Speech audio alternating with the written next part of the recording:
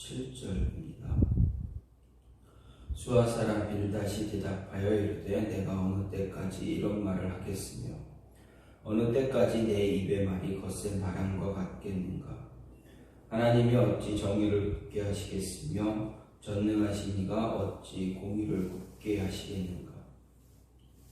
내 자녀들이 주께 죄를 지었으므로 주께서 그들을 그 죄에 버려두셨나니 내가 만일 하나님을 찾으며 전능하신 이에게 간구하고 또 청결하고 정직하면 반드시 너를 돌보시고 내 의로운 처소를 평안하게 하실 것이라. 내 시작은 미약하였으나 내 나중은 심히 창대하리라. 아멘. 오늘 말씀 욥기 8장 1절부터 7절 말씀입니다. 오늘 말씀을 보면 빌닷은 우선 욥이 엘리바스의 충고를 듣고 자기 죄를 인정하며 회개하기는커녕 도리어 친구들을 부정하다 책망하고 하나님께서 자기를 부당하게 대우하신다고 원망한 데 대해서 하나님의 공의로움을 인정하지 않은 무엄하고 신성모독적인 발언에 규정해서 어떻게 그런 말을 감히 하나님 앞에 할 수 있는가 이렇게 책망하는 모습입니다.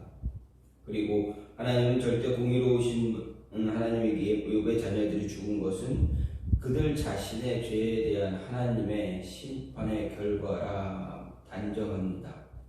이어 욥이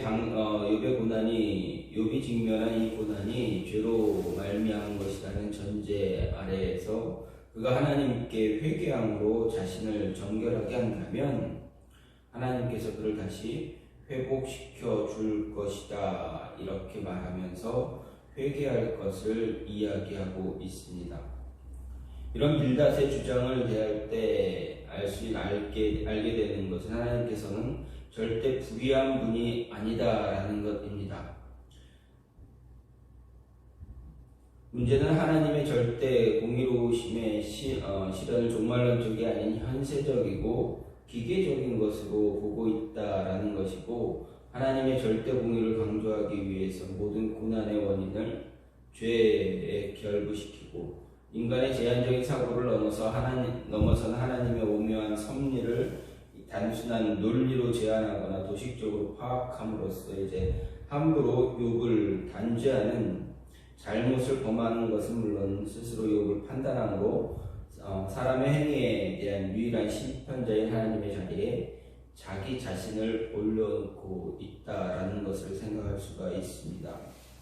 이는 진리한 부분만 알거나 장조하는 것의 위험성을 우리에게 잘 경고해 주고 있습니다. 결국 빌닷의 변론은 욥에게 아무런 호소력도 지니지 못하고 욥의 거센 반발만 부르고 말게 됩니다.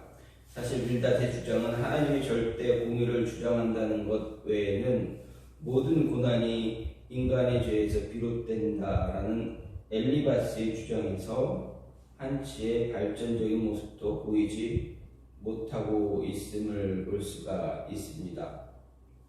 이런 모습 가운데서 오늘 말씀 빌닷의 주장을 통해서 우리가 생각해 볼 수 있는 것, 물론 빌닷의 주장이 다 잘못됐다, 문자적으로만 보게 되면 잘못됐다 할 수는 없습니다. 맞습니다. 그렇다면 이 문자적으로 볼 때 빌닷의 주장을 우리가 생각해 보면 진정한 회개는 말만 있는 것이 아니라 행동으로 함께 옮겨져야 한다라는 것입니다.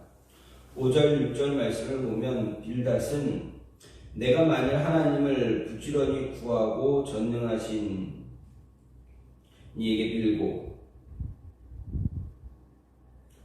또 청결하고 정직하면 반드시 너를 돌보시고 내 의로운 처소를 평안하게 하실 것이다 라고 이야기하고 있습니다. 즉 욥이 회개 기도를 하고 자기를 성결하게 해서 자야에서 떠나면 하나님께서 그를 다시 회복시켜 주실 것이다 라는 이야기입니다. 이런 빌닷의 이 말에 대해서 어떻게 생각할 수 있는가 할 때 우리는 욥이 자기나 자녀들의 죄로 인해서 고난당하고 있는 것이 아니라는 것을 알고 있습니다. 그래서 빌닷이 욥에게 이와 같은 말한 것은 적절하지 않음도 알 수 있습니다. 하지만 빌닷의 말은 비록 욥에게 적용할 수는 없겠지만 모든 사람들에게 우리에게 적용할 수 있는 그러한 진리입니다. 틀린 말은 아니다라는 것입니다. 물론 죄인이 회개했다고 해서 항상 하나님께서 그에게 세상적인 축복을 베풀어 주시는 것은 아닙니다. 죄인이 회개했어도 세상적인 축복은 받지 못할 수 있습니다. 항상 형통한 삶을 사는 것도 아니다라는 이야기입니다. 하나님께서 회개하고 하나님께로 돌아오는 자에게 은혜를 베푸시는 것은 사실이지만 그렇다고 해서 반드시 세상적으로 축복하시고 형통케 하시는 것이 아니다라는 말씀입니다. 하지만 일반적으로 하나님은 진정으로 회개하고 하나님께로 돌아오는 자를 축복하고 형통하게 하십니다. 또 세상적인 축복을 베푸시지 않는다고 해서 그에게 은혜를 베푸시며 그를 않는다고 해도 그에게 은혜를 베푸시고 지켜주신다라는 이야기입니다. 그렇다면 우리가 여기서 생각할 것, 진정한 회개가 무엇인가 하는 것입니다. 빌닷은 여기서 회개와 관련해서 두 가지 사실을 말합니다. 첫째는 하나님을 부지런히 구하고 그에게 비는 것입니다. 하나님께 기도하는 것입니다. 이것은 하나님을 열심히 찾아 하나님에게 자신의 잘못을 고백하고 용서를 구하는 것을 의미합니다. 그렇습니다. 회개는 우선 하나님을 찾아 죄를 고백하고 용서를 비는 일이 우선이 선행이 되어져야 합니다. 일반적으로 우리가 회개한다고 말할 때 이런 모습과 관련이 있습니다. 하지만 진정한 회개는 이렇게 기도하는 것으로만 머무르는 것이 아니다라는 말씀입니다.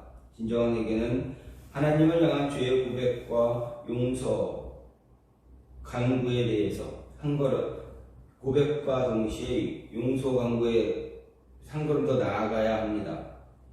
그것은 바로 자기를 성결하게 하고 죄에서 떠나는 것을 이야기합니다. 죄를 고백하고 용서를 구하되 죄에서 떠나지 않는다면, 죄된 모습에서 떠나지 않는다면 그는 회개한 것이 아니다라는 이야기입니다. 진정한 회개는 말과 행위가 함께 따라야 합니다.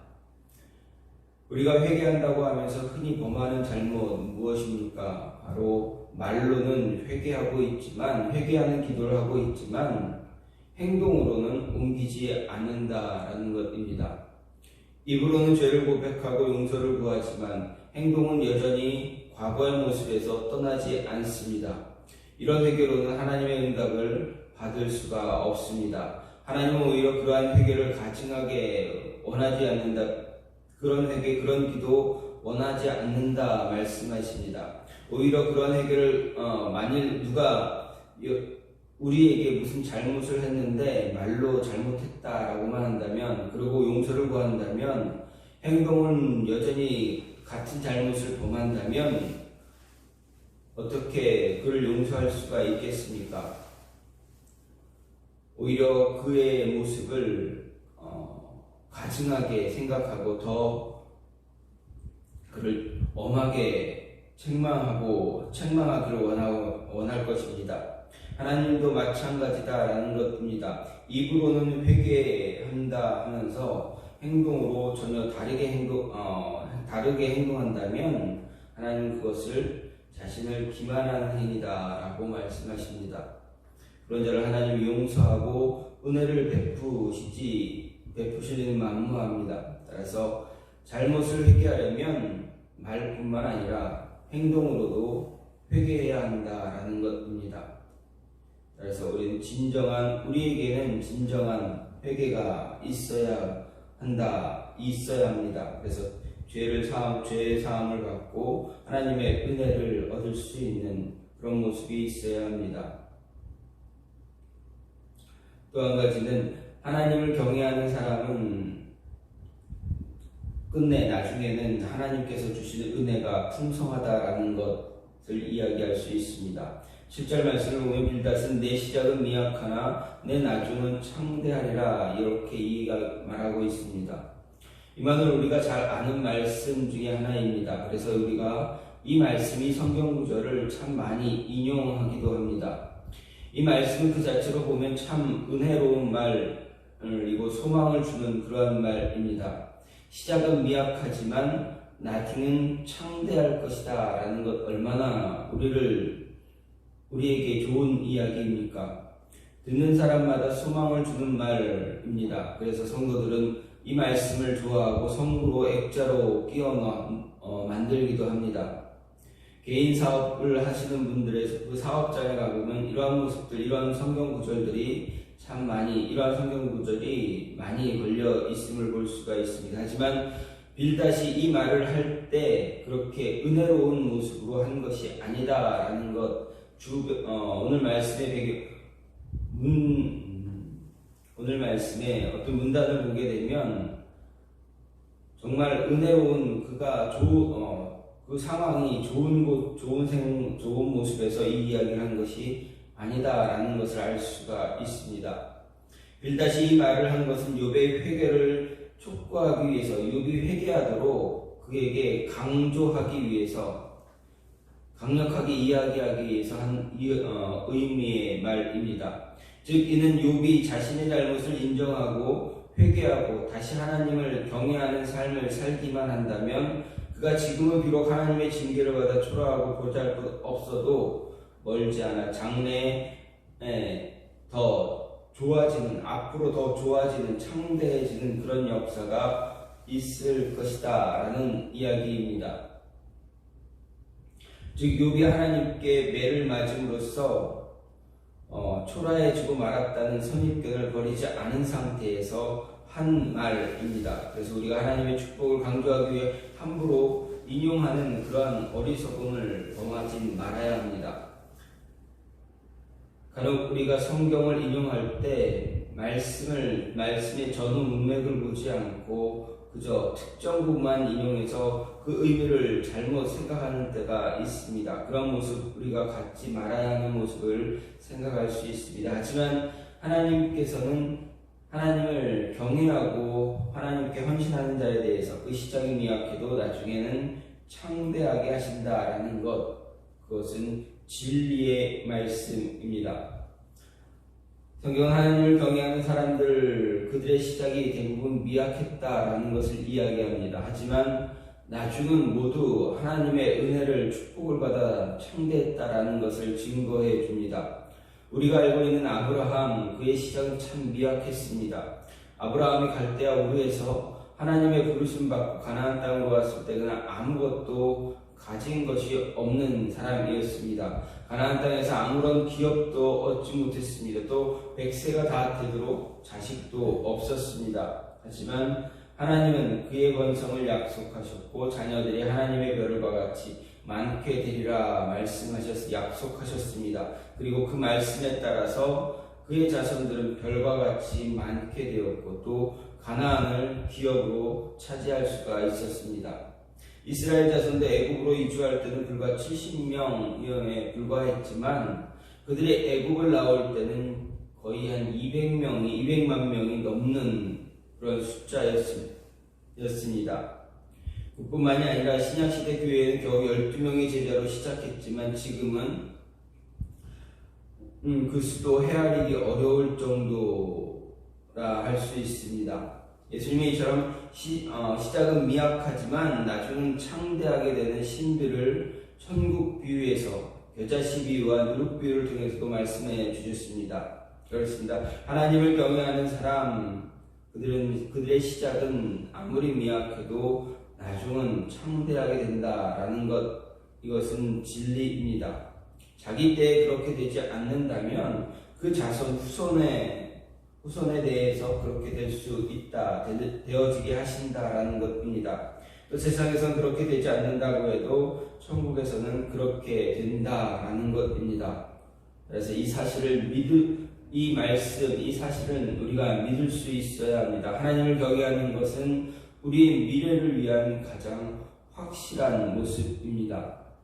자기의 복된 미래를 위해서 사람들은 여러 방면으로 강구하지만 그것이 반드시 그들의 창대한 미래를 보장하는 것 아닙니다. 하지만 하나님을 경외하고 하나님 앞에 무릎 꿇고 헌신하는, 하나님 앞에서 온전한 모습을 갖는 그 모습은, 그러한 사람은 창대한 미래를 위해 창대한 미래를 준비하고 있다라고 할 수 있습니다. 따라서 우리는 본문의 문맥에는 맞지는 않지만 그래도 이 말씀을 붙잡고 우리의 미래, 지금 시작은, 우리 처음은, 우리의 모습은 부족할 수 있겠지만 정말 하나님 앞에 모든 것을 맡기고 하나님 앞에 하나님의 말씀 붙잡고 살아갈 때 우리의 삶은 분명 풍성해질 수 있다라는 것, 풍성해진다라는 것 잊지 마시고 늘 마음속으로 하나님을 바라보며 하나님 앞에서 귀한 신앙인의 모습을 가질 수 있는 그런 모습이 있기를 간절히 소망합니다. 오늘 말씀은 빌닷이 욥을 향해서 변론하는 말씀 가운데 첫 문단입니다. 그의 이야기를 보게 되면 회개는 말로만 하는 것이 아니라 행동으로, 말과 행동이 함께 이어져야 한다라는 것입니다. 그리고 처음은 우리의 모습은 부족할지라도 하나님이 함께 하시면 언제나 풍성해진 그러한 삶을 누릴 수 있다라는 것을 우리에게 이야기합니다. 따라서 우리는 하나님 앞에서 진정한 회개의 모습, 행동이 따르는 그 모습을 가질 뿐만 아니라 하나님 앞에서 바른 신앙인의 모습을 가짐으로 인해서 더 풍성한 은혜를 경험할 수 있는 그런 모습이 있기를 간절히 소망합니다. 이 시간 같이 기도하려고 하는 것은, 하나님, 우리 안에 있는 잘못된 모습들이 있다면 하나님 앞에 온전히